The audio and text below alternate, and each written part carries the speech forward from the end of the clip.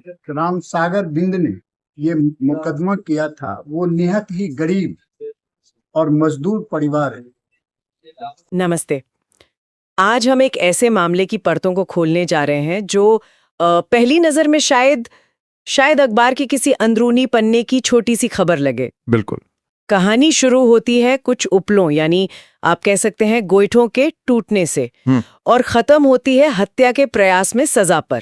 और यही बात मुझे लगता है इस मामले को खास बनाती है। ये हमें दिखाता है कि कैसे हमारे गांव और कस्बों में रोजमर्रा के छोटे छोटे झगड़े जब कानून की नजर से देखे जाते हैं तो एक बहुत बड़ी और जटिल तस्वीर पेश करते हैं। हाँ, हमारे पास बेगूसराय जिला कोर्ट के एक हालिया फैसले से जुड़े कुछ दस्तावेज हैं और ये कहानी सिर्फ अपराध और सजा की नहीं है, बल्कि ये हमारी न्याय व्यवस्था की जमीनी हकीकत, सबूतों की अहमियत और जैसा हम देखेंगे एक अप्रत्याशित गवाह की कहानी भी है। तो चलिए इस केस की गहराई में उतरते हैं और समझते हैं कि उपलों से शुरू हुआ एक विवाद भारतीय दंड विधान की धारा 307 तक कैसे पहुंचा। बिल्कुल, और ये भी समझने की कोशिश करेंगे कि अदालत के लिए सबूतों की इन बिखरी हुई कड़ियों को जोड़कर इंसाफ तक पहुंचना कितना चुनौतीपूर्ण होता है। तो कहानी का सिरा पकड़ते हैं। तारीख थी 26 मार्च 2020। जगह शामू थाना का जगन सैदपुर गांव और दोपहर के 3:15 बजे का वक्त था।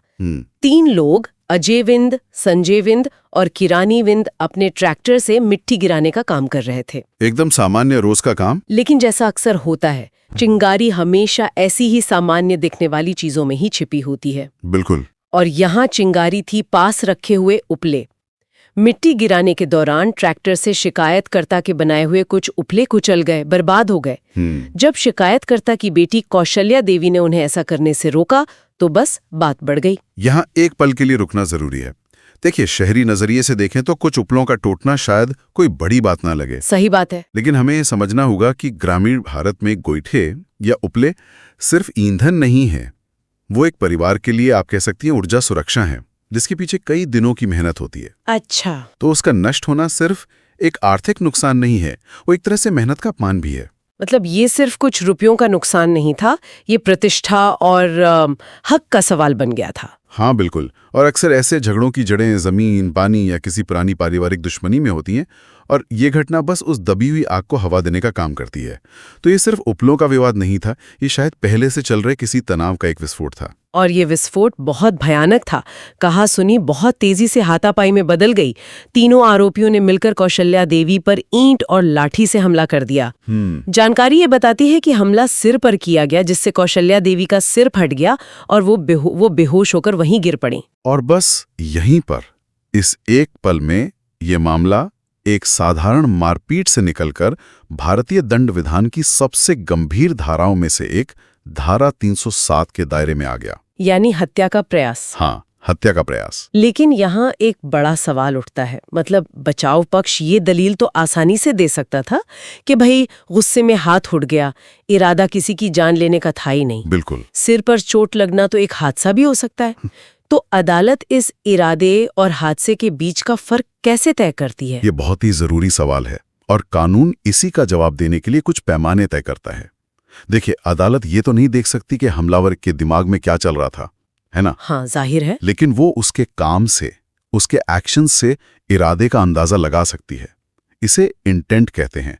और इसे साबित करने के लिए अभियोजन पक्ष खास तौर पर 3 चीजों पर ध्यान देता है। अच्छा, वो क्या है? पहला, हथियार क्या था। हाथ से थप्पड़ मारना और ईंट या लाठी से मारना, दोनों में बहुत फर्क है। सही है। दूसरा हमला शरीर के किस हिस्से पर किया गया। हाथ पैर पर हमला और सर पर हमला, दोनों के पीछे का इरादा अलग माना जाता है। सर शरीर का सबसे नाजुक हिस्सा है, उस पर किसी गंभीर हथियार से वार करना जान लेने के इरादे की तरफ इशारा करता है। बिल्कुल।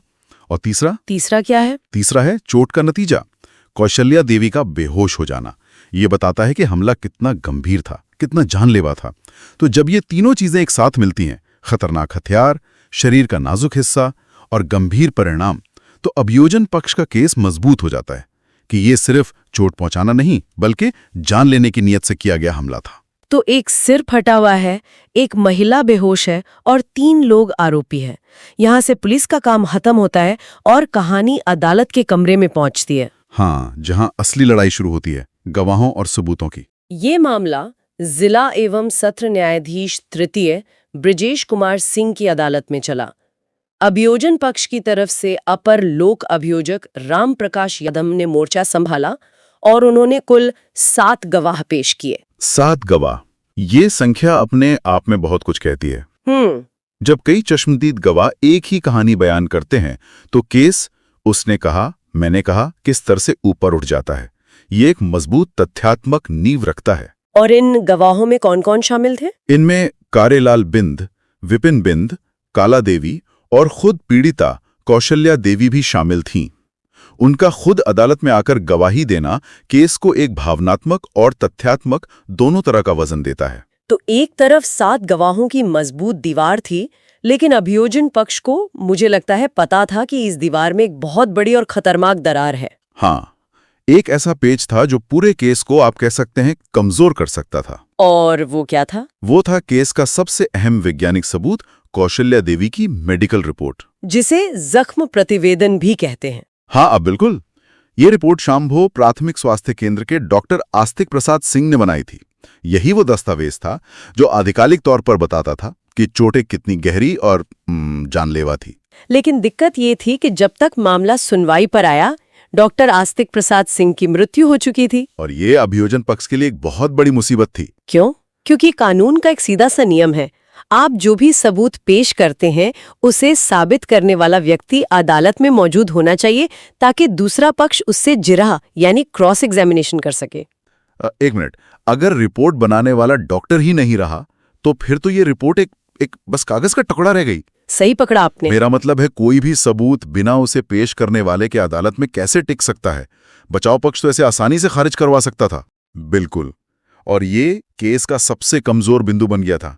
बचाव पक्ष कह सकता था कि भाई हम डॉक्टर से सवाल नहीं कर सकते कि उन्होंने रिपोर्ट कैसे बनाई, चोटें कितनी पुरानी थी, या क्या ये रिपोर्ट सही भी है या नहीं। तो ये तो एक बहुत बड़ी कानूनी गुत्थी थी। हाँ, और इसे सुलझाना बहुत जरूरी था। और यहां अभियोजन पक्ष ने जो किया वो जमीनी स्तर पर हमारी न्याय व्यवस्था की समझदारी और आप कह सकते हैं लचीलेपन का एक बेहतरीन उदाहरण है। उन्होंने क्या किया? उन्होंने एक और गवाह को बुलाया, ANM हीरा कुमारी। ANM यानी ऑक्सिलरी नर्स मिडवाइफ। जी, हीरा कुमारी उसी स्वास्थ्य केंद्र में काम करती थी जहां डॉक्टर आस्तिक प्रसाद सिंह तैनात थे। वो रोज उनके साथ काम करती थी, उनके लिखे प्रिस्क्रिप्शंस और रिपोर्ट देखती थी। तो हीरा कुमारी ने अदालत में आके क्या कहा? उन्होंने सिर्फ एक काम किया। उन्होंने अदालत के सामने उस जख्म प्रतिवेदन को देखा और डॉक्टर आस्तिक प्रसाद सिंह के हस्ताक्षर को पहचाना और पुष्टि की। हाँ, उन्होंने गवाही दी कि हाँ, ये उन्हीं के दस्तखत हैं, मैंने पहचानती हूँ। बस इतना ही? हाँ, बस इतना ही। और इस एक गवाही ने उस बेजान पड़ी मेडिकल रिपोर्ट में जान फूंक दी। ये जानकारी तो सच में चौंकाने वाली है कि एक मृत गवाह के सबूत को इस तरह से अदालत में पेश किया जा सकता है। ये कानूनी प्रक्रिया की बारीकियों को दिखाता है। इसे ऐसे समझिए कि सबूत एक ताला है और डॉक्टर की गवाही उसकी चाबी थी। डॉक्टर के जाने से वो चाबी खो गई। अभियोजन पक्ष ने ANM के रूप में एक मास्टर की ढूंढ निकाली जिसने डॉक्टर के हस्ताक्षर की पुष्टि करके उस ताले को खोल दिया। यह हमारी न्याय व्यवस्था की एक खासियत भी है और एक मजबूरी भी। बड़े शहरों में फोरेंसिक एक्सपर्ट होते हैं, लेकिन जमीनी स्तर पर न्याय अक्सर हीरा कुमारी जैसे लोगों की समझदारी और साहस पर टिका होता है। ये दिखाता है कि सिस्टम सिर्फ बड़े अधिकारियों से नहीं बल्कि हर एक कड़ी से चलता है। बिल्कुल। तो अब अभियोजन का केस मजबूत था, 7 चश्मदीद गवाह और एक प्रमाणित मेडिकल रिपोर्ट। इसके जवाब में बचाव पक्ष ने क्या किया? जानकारी के मुताबिक जब आरोपियों से धारा 313 के तहत उनका बयान लिया गया तो उन्होंने सिर्फ इतना कहा कि हम निर्दोष हैं। और ये कानूनी तौर पर एक बहुत ही कमजोर जवाब है। कमजोर क्यों है? क्योंकि धारा 313 का बयान प्रक्रिया का वो हिस्सा है जहां अदालत सीधे आरोपी से बात करती है और उनके खिलाफ पेश किए गए हर सबूत पर उनकी सफाई मांगती है। ये शपथ पर नहीं होता, इसलिए आरोपी यहाँ झूठ बोलने के लिए सजा का भागी नहीं होता। अच्छा, ये उसे बिना किसी डर के अपनी बात रखने का एक आखिरी और सीधा मौका देता है। तो उन्होंने इस मौके का फायदा क्यों नहीं उठाया? उन्होंने ये तक नहीं बताया कि उन्हें इस केस में क्यों फंसाया गया है। यही बात उनके खिलाफ गई। जब आपके खिलाफ 7 लोग गवाही दे रहे हों, एक डॉक्टर की रिपोर्ट हो, तो सिर्फ मैं निर्दोष हूं कहना काफी नहीं होता। आपको एक वैकल्पिक कहानी देनी पड़ती है क्या आपकी कोई पुरानी दुश्मनी थी? क्या उस दिन आप गांव में थे ही नहीं? क्या झगड़ा किसी और बात पर हुआ था? जब कोई आरोपी इस मौके पर चुप रह जाता है तो अदालत ये मान सकती है कि उसके पास अभियोजन की कहानी का कोई जवाब ही नहीं है। और अंत में दोनों पक्षों को सुनने और सभी सबूतों की जांच करने के बाद अदालत ने तीनों आरोपी अजय विंद, संजय विंद और किरानी विंद उर्फ किरण विंद को दोषी पाया। और उन्हें सिर्फ एक नहीं बल्कि 3 धाराओं में दोषी ठहराया गया। धारा 147 उपद्रव करना, धारा 323 जानबूझकर चोट पहुंचाना और सबसे गंभीर धारा 307 जानलेवा हमला। हाँ, और सजा पर सुनवाई के लिए 15 नवंबर की तारीख तय की गई है। इन 3 धाराओं का एक साथ लगना भी महत्वपूर्ण है। धारा 147 ये साबित करती है कि वे एक समूह के तौर पर गैर कानूनी इरादे से काम कर रहे थे। अच्छा। धारा 323 चोट पहुंचाने के जुर्म को साबित करती है और धारा 307 उनके इरादे यानी नियत को सजा देती है। कानून ने ये माना कि भले ही पीड़िता की जान बच गई, हमलावरों का इरादा जान लेने का ही था। तो एक कहानी जो मुट्ठी भर उपलों से शुरू हुई थी, वो 3 लोगों के जीवन को बदलने वाले एक अदालती फैसले पर खत्म हुई। ये हमें दिखाता है कि कैसे रोजमर्रा के गुस्से और टकराव अगर संभाले ना जाएं तो कितनी आसानी से जिंदगियों को पटरी से उतार सकते हैं। बिल्कुल। और ये केस हमें हमारी न्याय प्रणाली के उन अनसुने नायकों से भी मिलवाता है, जैसे एएनएम हीरा कुमारी, जिनकी एक गवाही ने पूरे केस का रुख बदल दिया।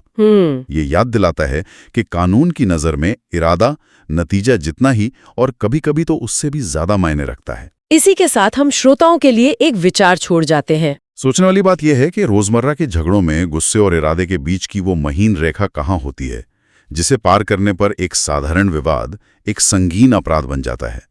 और एक समाज के तौर पर हम उस रेखा को पार करने से खुद को और दूसरों को कैसे रोक सकते हैं। केस के में ये राम सागर बिंद ने ये मुकदमा किया था, वो निहत ही गरीब और मजदूर परिवार है और उसकी पत्नी और लड़की मजदूरी करके और किसी तरह से गोबर वगैरह चून करके गोईठा ठोक करके अपना और उसको बेच करके गुजर बसर करते। उसका गोईठा ये अभियुक्त गण जो है इसके ये किरानी बिन वगैरह जो किरण बिन वगैरह अभियुक्त गण है, ट्रैक्टर से उसके गोईठा को जानबूझ करके चीप दिया।